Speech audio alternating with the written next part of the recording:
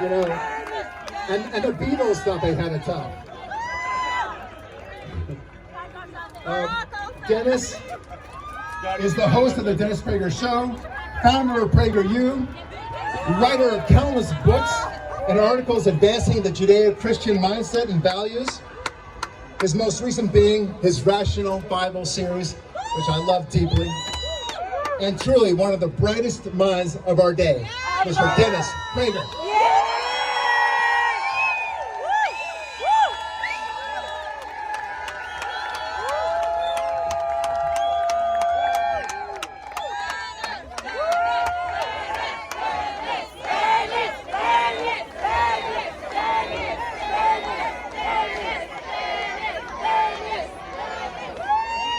I'm not sure I have to say anything, actually. We love you! We love you! I'm very touched by your reaction. I have a few things I want to share with you. But right before I speak, I saw someone who is one of the great Jews of our time, Rabbi Shlomo Kunin, who is the head of all the Chabads on the West Coast of California. And I asked him to say something for a moment. A blessing from a group I love, Chabad. Rabbi Shlomo Kunin.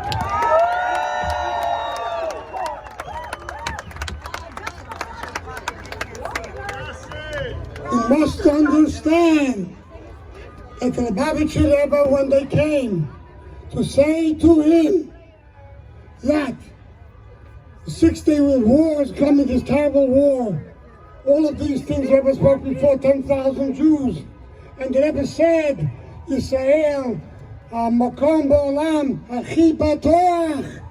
Israel is the safest place in the world. And the Rebbe said, you gotta do this.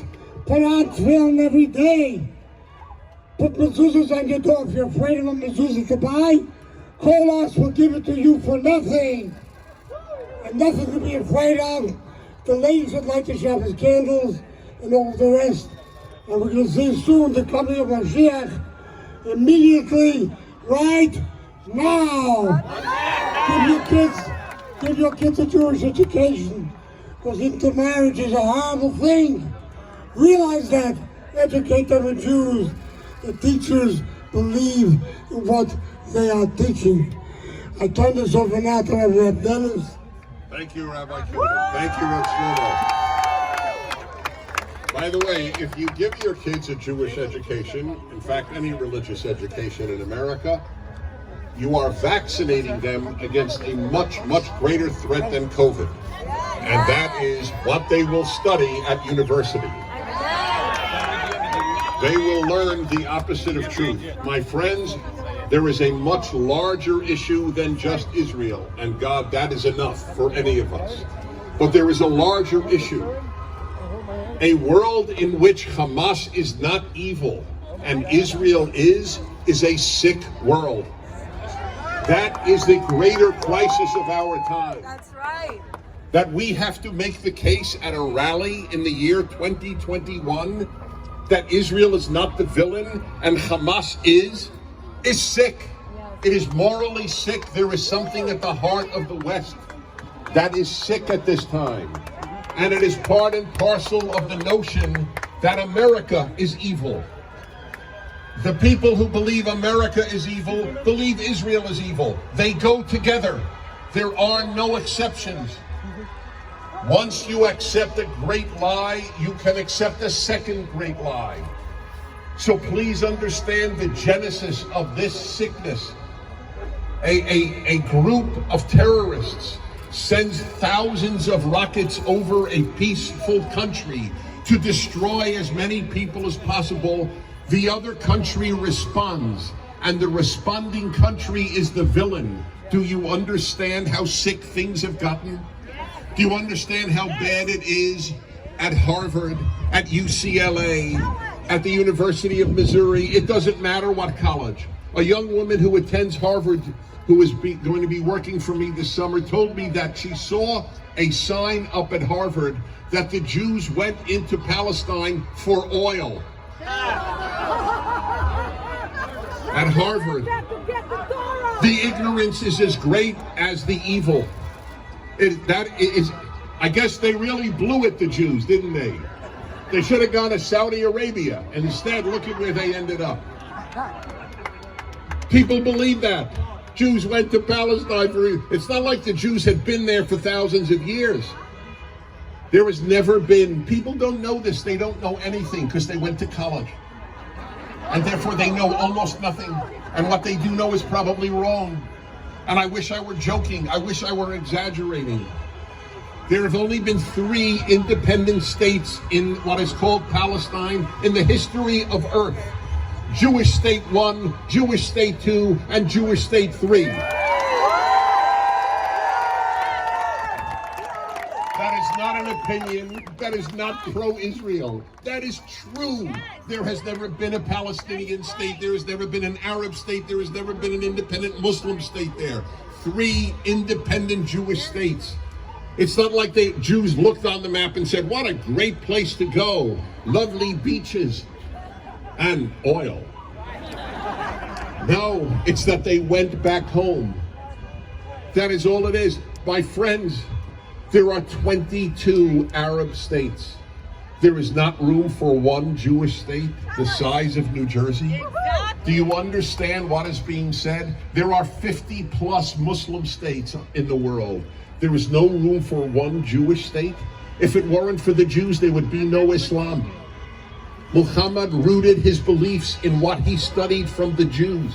Did you know that Muhammad fasted on Yom Kippur? I'll bet you didn't know that. And only when the Jews rejected him as the final prophet did he change it to Ramadan. I think we have the better deal because 1 day is easier than a month, but nevertheless, I have no issue with this Muslim practice, which can certainly be elevating. But it's unbelievable what we are expected to believe. Israel responds. So what is the number? I don't know the latest number of Palestinians that are purported to have been killed. 220, 11 days of rockets, and 220 Palestinians in Gaza got killed. Do you understand how pinpointed Israel was to avoid civilian casualties? Do you realize that? We have a video up, which, by the way, Prime Minister Netanyahu tweeted out, a PragerU video by the commander of British forces in Afghanistan, titled, "Israel is the most moral army in the world."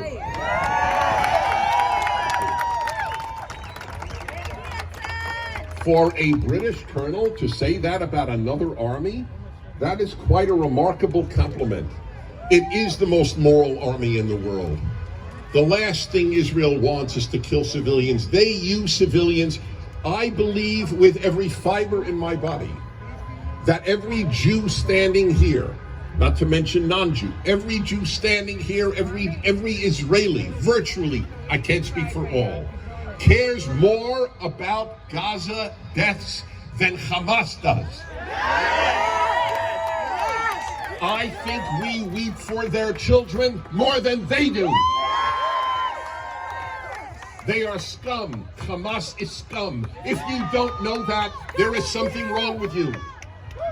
It is as simple as that. And I bet every one of you has a relative or a friend that cannot say Hamas is evil. That is frightening. And if it is one of your children, I want to embrace you, because it has to be so painful to have a child whose conscience has been so corrupted that they cannot recognize good from evil. Hamas is a force of evil. And nobody knows that better than a lot of Palestinians who have been tortured to death because they opposed Hamas. You don't read about them in the New York Times. So let me talk to you about the media. Yes, you can boo all you like. That's correct. They have been taken over by the same people who tell us Israel is villains. You know what the New York Times actual headline was last week? Violence breaks out in the Middle East. If the New York Times had the same reporters today, or in 1941 as it does today, their headline would have been, "Violence breaks out at Pearl Harbor." By the way, if you went to college in the last few years, you probably don't know what happened at Pearl Harbor. I'm not kidding. I bet you that the average college student today does not know what happened at Pearl Harbor. All they know is America is systemically racist and Israel is an apartheid state. That's what they know. There are members of Congress who say Israel is an apartheid state. Isn't it odd then? Why would Arab Israelis want to stay in an apartheid state when they could be free in any Arab country? Because they're the freest Arabs in the Middle East, the Arabs of Israel. They have the most rights. Where would you rather be a gay Arab? In Israel or in the Palestinian territory? Where would you rather be a female Arab? In Israel or in any Arab country? Why is this not obvious to the New York Times? Because the New York Times is not interested in the truth. It just isn't. I say this with pain, but it is a fact. CNN is not interested in truth. They're interested in taking down the West, and it begins with the United States and Israel. They are on the tip of the spear of Western civilization, of the idea that there is a truth. It's all interrelated. This is what you must understand. You can't say, oh, they're wrong on Israel, but they're right on America. If you think they're right on America, then what you have said is truth doesn't matter. And if truth doesn't matter, then Israel is the other villain in their eyes. That's what needs to be understood. This is all part of a battle to smear what is good. The prophet Hosea said, woe unto those who call good evil and evil good. It is apparently not a new problem in human existence of the inability to call that. And finally, I want to talk to you about the other thing we hear about a great deal, world opinion. So, ask the Armenians how much world opinion helped them. Ask the Jews of the Holocaust, how much did world opinion help you? Ask the Chinese under Mao, 60 million starved to death and tortured to death by Mao. How did world opinion show up in your case? How did world opinion show up for the 20 to 40 million Russians and others that Stalin killed, the 6 million Ukrainians that he starved to death? World opinion? I spit on it.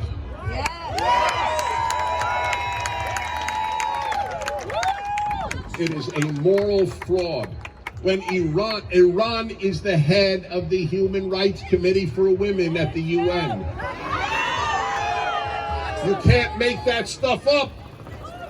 Is that not evidence of a sick world? Iran should not be on a committee, let alone head a committee, anything to do with human rights. The Iranian regime is an evil regime. Why can't people say that? I'll tell you why. I believe this my whole life. People cannot stare at evil. Evil is not dark. You can stare into the dark. Evil is bright, and people cannot stare into the bright light. So what happens when you don't call evil evil? May the person be treated well. What happens when you don't call evil evil? You call good evil. That is a rule of human nature. If you don't fight real evil, you will make up evils to fight. If you don't fight Hamas, you fight American white supremacists. You fight Israeli apartheidists. You make up evil because you won't fight evil. That is why this is the battle of our time. And one final very, very problematic statement. I don't know if you know this, it was just brought to my attention today, but a letter that was signed by dozens of rabbinic students in American Jewish seminaries calling Israel an apartheid state and calling it the villain. Dozens at the Reform Movement Seminary, the Conservative Movement Seminary, and the Reconstructionist Movement Seminary. That is how dark things are in Jewish life. And will they be condemned by Reform, Conservative, and Reconstructionist rabbis? I don't know. But if you don't condemn that letter, then the darkness has taken over non-Orthodox life, and I'm not an Orthodox Jew. I have no axe to grind except truth. Something bad is happening in Jewish life. If these are your future rabbis, don't go to their shul.